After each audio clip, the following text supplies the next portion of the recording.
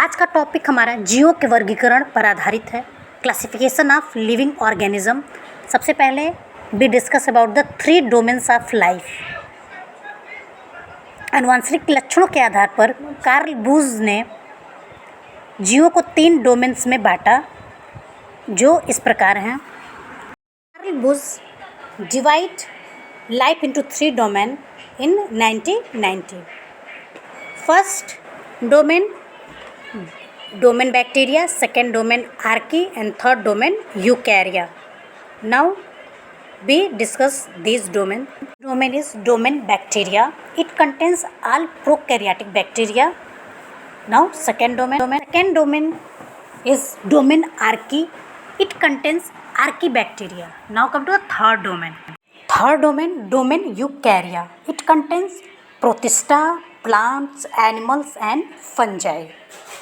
Now come to the 2 system classification. In this diagram आप जो है क्लियरली 3 डोमेन सिस्टम को देख सकते हैं, bacteria domain system, Archie domain system and यूकैरिया domain system. अब जो है हम 2 सिस्टम क्लासिफिकेशन को डिस्कस करते हैं। ऑर्गेनिज्म को कई तरह से क्लासीफाई किया गया। सबसे पहले जो है 2 किंगडम क्लासिफिकेशन सिस्टम आया।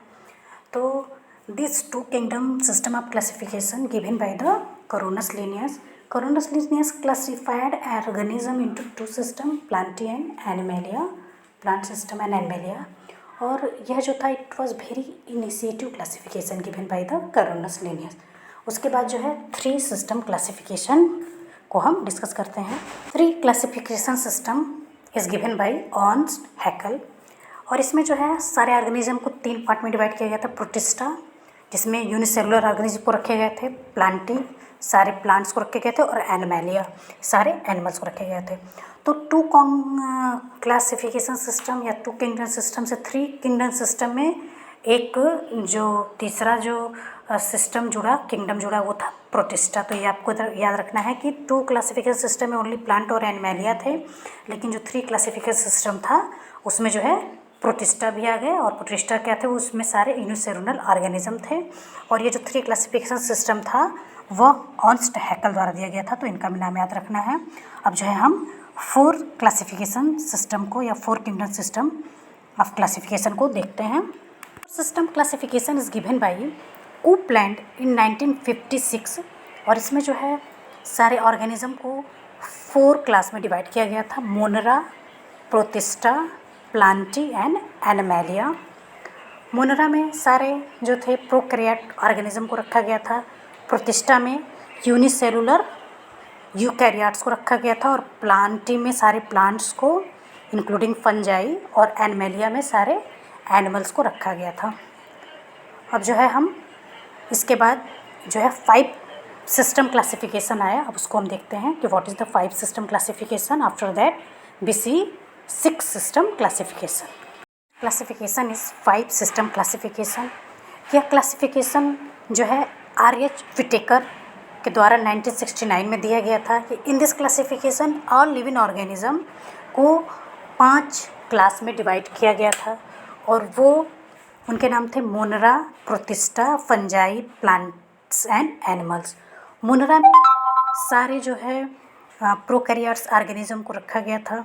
और प्रोटिस्टा में सारे जो है यूकैरियोट्स यूनिसेलुलर ऑर्गेनिज्म को इसमें रखा गया था।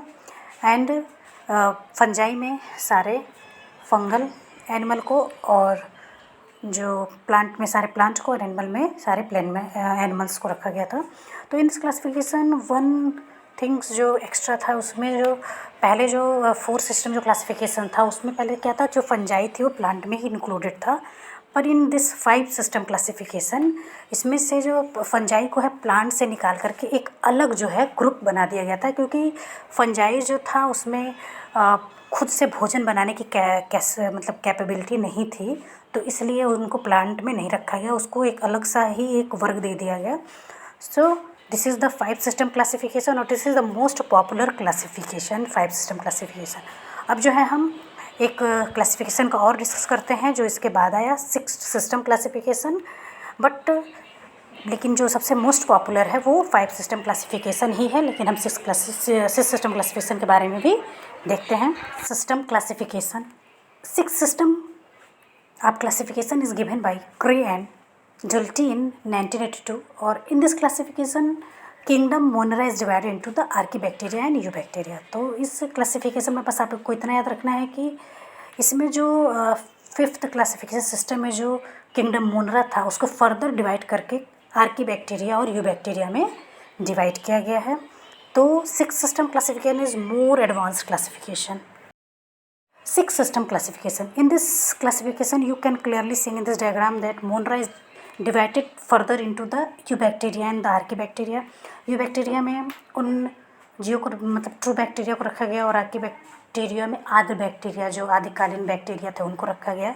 तो यही जो है इसमें एक स्पेसिफिक है सिस्टम क्लासिफिकेशन में कि इसमें जो है मोनरा को फर्दर जो है यूबैक्टीरिया और आर्कीबैक्टीरिया में डिवाइड कर दिया गया। तो ये आपको याद रखना है।